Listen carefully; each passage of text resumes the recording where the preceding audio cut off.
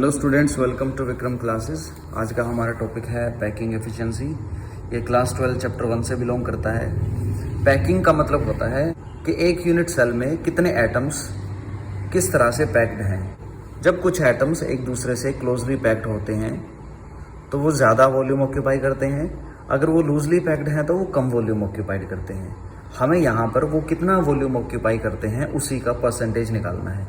तो जब वॉल्यूम कितना ऑक्यूपाई किया तो उसका अगर हमें परसेंटेज निकालना हो तो हम क्या करेंगे कि कितना वॉल्यूम ऑक्यूपाइड किया, that is volume occupied upon कितने वॉल्यूम में से ऑक्यूपाई किया, दैट इज टोटल वॉल्यूम, और किसी भी चीज़ के परसेंटेज निकालने के लिए मल्टीप्लाई 100। तो ये बनेगा हमारा इसका फॉर्मूला। देखिए, इस टॉपिक को समझने के लिए आपको इन तीनों ही यूनिट सेल का स्ट्रक्चर मालूम होना चाहिए कि इन तीनों यूनिट सेल्स में कौन सा एटम किस एटम से लगातार कांटेक्ट में है। उसके लिए आप हमारी यूनिट सेल पे बनी हुई एक प्रीवियस वीडियो चेक कर सकते हैं।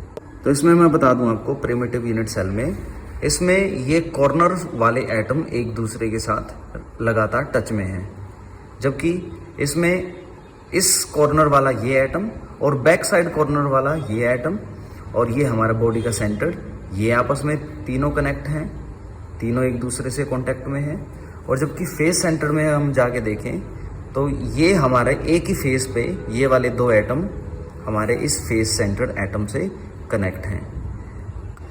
तो जब तक हमें ये नहीं पता होगा कि कौन सा एटम किस एटम से लगातार कांटेक्ट में है, तब तक हम एज और रेडियस के बीच का रिलेशनशिप नहीं पता लगा सकते। और जब तक हमें वो रिलेशनशिप नहीं पता होगा और तब तक हम पैकिंग एफिशिएंसी नहीं सोल्व कर पाएंगे। तो आपका सबसे पहला काम है कि यूनिट सेल्स का स्ट्रक्चर अच्छे से समझिए, और वो स्ट्रक्चर समझने के बाद आप यहाँ पर इस पैकिंग एफिशिएंसी का वीडियो देखिए। अगर हम बात करें प्रिमिटिव यूनिट सेल की, तो इसमें कितने एटम्स वॉल्यूम ऑक्यूपाई करते हैं। यहाँ पर होता है एक एटम। बीसीसी में होते हैं टोटल 2 एटम, यहाँ पर 2 एटम्स स्पेस को ऑक्यूपाई करेंगे। और जबकि फेस सेंटर में होते हैं टोटल 4 एटम, तो एक यूनिट सेल में 4 एटम हैं, तो वो चारों ही एटम वॉल्यूम को ऑक्यूपाई कर रही हैं। यहाँ पर आप क्लियरली देख सकते हो कि एक यूनिट सेल में एक एटम है, यहाँ एक यूनिट सेल में 2 एटम आ चुके हैं, यहाँ एक ही यूनिट सेल में अब 4 एटम आ चुके हैं। तो इसका जो पैकिंग एफिशिएंसी होगा वो ज़्यादा बेटर होगा, क्योंकि इसमें ज़्यादा स्पेस ऑक्यूपाइड है और इसमें सबसे कम स्पेस ऑक्यूपाइड है। अब हम इन तीनों को इस फॉर्मूले की हेल्प से आगे सोल्व करते हैं। तो इसमें हम कहेंगे volume occupied by 1 atom upon total volume and multiply 100। ऐसे ही सेम यहाँ पर हो जाएगा, volume occupied by 2 atom and upon total volume and multiply volume occupied by 4 atoms upon total volume into 100। हम एक एटम को एक स्फीयर की तरह मानते हैं, तो वॉल्यूम ऑक्यूपाइड बाय 1 एटम की जगह हम एक स्फीयर का फॉर्मूला लगाएंगे, that is 4/3 pi r cube and total volume is a cube, because हम a को एज लेंथ मानते हैं, this is a, that is edge length and it is multiply by 100। ऐसे ही यहाँ पर हो जाएगा, 2 एटम है तो 2 एटम का वॉल्यूम कितना होगा, 2 into 4/3 pi r cube and total volume is a cube and multiply by 100। Here 4 atoms are present, तो 4 atoms के लिए वॉल्यूम होगा 4 into 4/3 pi r cube and total volume is a cube multiply 100। अब ज़रूरत पड़ती है हमें a and r के बीच के रिलेशन को, ताकि हम इन दोनों को यहाँ से ख़त्म कर सकें और हमारी सारी वैल्यूज़ न्यूमेरिकली प्रेजेंट हों। तो उसके लिए हमें देखना होगा इस स्ट्रक्चर को ध्यान से। तो इसमें ध्यान से देखने पे पता चलेगा कि ये एक एज लेंथ है, तो इसको लिख देते हैं a, और इस a के अंदर कितना रेडियस है, एक रेडियस यहाँ पर है और एक रेडियस यहाँ पर है, सो दीज आर 2 रेडियस, तो a is equal to 2r।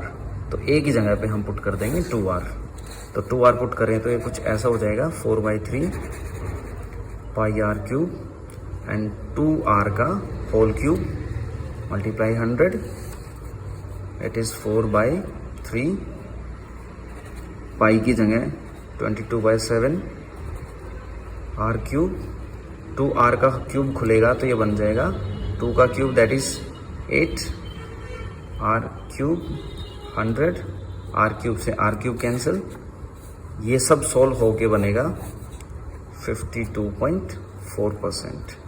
तो इस तरीके से हमें पता चला कि टोटल वॉल्यूम में से प्रिमिटिव सेल में जो 1 एटम है वो सिर्फ 52.4 स्पेस ही ऑक्यूपाई करता है और बाकी का स्पेस हमारा वैकेंट है।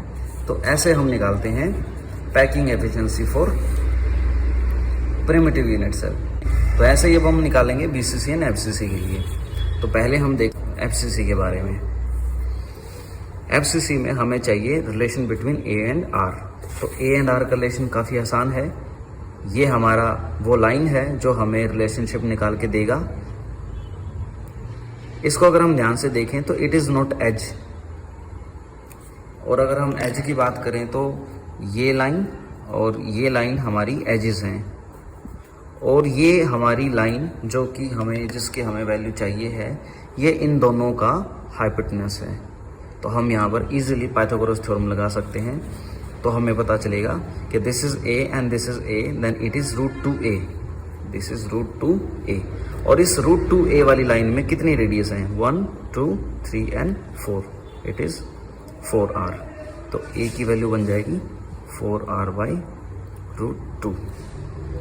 तो ये वाली वैल्यू यहाँ पुट करते हैं, 4 × 4 × pi r cube into 3, a cube की ए की जगह वैल्यू पुट करते हैं 4r/√2, दैट इज 4r का क्यूब एंड √2 का क्यूब मल्टीप्लाई 100। तो उसको सोल्व करेंगे सबको r क्यूब से, तो r क्यूब यहाँ से कट जाएगा, और जब इसको सारे को सोल्व करेंगे तो पता चलेगा इट्स आंसर इज 74%। तो ऐसे ये हमारी हाईएस्ट पैकिंग एफिशिएंसी है एंड ये हमारी लोवेस्ट पैकिंग एफिशिएंसी है। अब हम देखते हैं अपने बीसीसी को। बीसीसी का रिलेशनशिप निकालना थोड़ा सा हल्का सा कॉम्प्लिकेटेड हो जाएगा, इससे एक स्टेप हमें ऊपर जाना पड़ेगा। इसमें हम एक ही बार पाइथागोरस थ्योरम लगाते हैं। बीसीसी का रिलेशनशिप निकालने के लिए हमें 2 बार पाइथागोरस लगानी पड़ेगी, क्योंकि हम जिस लाइन का वैल्यू चाहते हैं वो किसी ऐसी 2 लाइंस का हाइपोटेनस है। एक बार उनको देखिए, हमारी वो 2 लाइनें कौन कौन सी होंगी जिसका ये हाइपोटेनस होगा। एक तो हमारी ये लाइन और एक हमारी ये लाइन, और ये दोनों ही बीच में 90 डिग्री का एंगल बनाती हैं। So this is A but this is not a. हमें चाहिए अब इस लाइन का वैल्यू। ये लाइन एक खुद में हाइपोटेनस है, इस वाली साइड का एज का और इस वाली एज का। तो इन 2 साइड्स का जो हाइपोटेनस होगा वो होगा हमारा √2a। अब √2a एंड दिस a का जो हाइपोटेनस होगा वो हमारा होगा √3a। तो ऐसे करके हमारा बनता है relationship between a and r। अब इस साइड में आपके कितने रेडियस हैं? 1, 2, 3 and 4, and it is 4r। इसमें हमारा रिलेशनशिप था √2a = 4r, इधर है √3a = 4r। ये चीज़ आपको तभी समझ आ सकती है जब आपको इनका स्ट्रक्चर मालूम होगा। तो इसलिए मैंने कहा कि आप पहले यूनिट सेल वाला वीडियो जाकर देखें कि उनका स्ट्रक्चर कैसा है, और फिर आप यहाँ पर ये समझिए। तो यहाँ से a का वैल्यू बनेगा 4r/√3, और ये वैल्यू आप यहाँ पर पुट करें 2, 4, पाई का value 22/7 and this is r cube. a की जगह पुट करते हैं 4r/√3, दैट इज 4r का क्यूब एंड √3 का cube, that is 3√3 multiply 100। r cube से r क्यूब कैंसिल, तो इसका आंसर बनता है 68% सॉल्व करने के बाद। ये मीडियम रेंज का आया है क्योंकि इसके अंदर 2 एटम्स थे और इसके अंदर 1 एटम था, तो सबसे कम पैकिंग एफिशिएंसी है, और इसमें सबसे ज़्यादा एटम्स थे 4, इसलिए इसकी सबसे ज़्यादा पैकिंग एफिशिएंसी है। तो ये थी हमारी packing efficiency for these 3 type of unit cells. अगर इसमें आपको कोई भी प्रॉब्लम हो तो आप मुझे कमेंट करके बता सकते हैं। तो अगर आप चाहते हैं कि आपकी पसंद के किसी टॉपिक पे नेक्स्ट वीडियो बने, कमेंट करके मुझे बताइए। वीडियो अच्छा लगने पर उसको लाइक करना ना भूलें, साथ ही चैनल को सब्सक्राइब करें। Thank you.